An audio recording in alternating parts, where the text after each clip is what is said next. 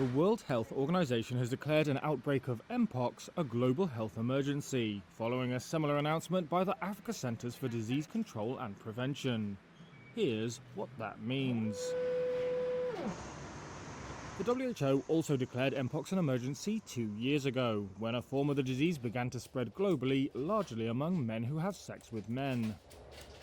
That outbreak was brought under control in part due to vaccines.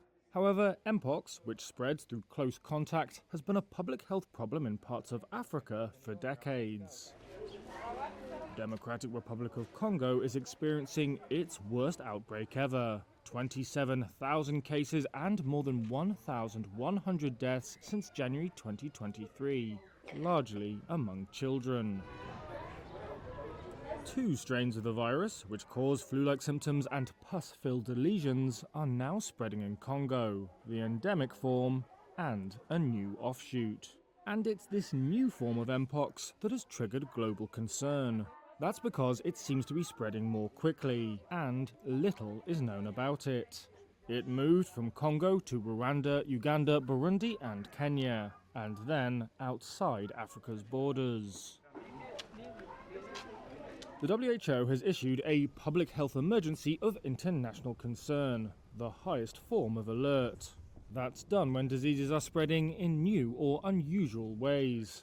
The aim is to galvanize international cooperation and funding. A coordinated international response is essential to stop these outbreaks and save lives. Scientists hope efforts to get more medical tools and funding to Congo will be sped up to help tackle the outbreak and study the virus. However, in 2022, a WHO appeal for $34 million to fight Mpox got no take-up from donors. There was also huge inequity in who got access to vaccines. African countries did not receive the 2 shots used in the global outbreak, made by Bavarian Nordic and KM Biologics.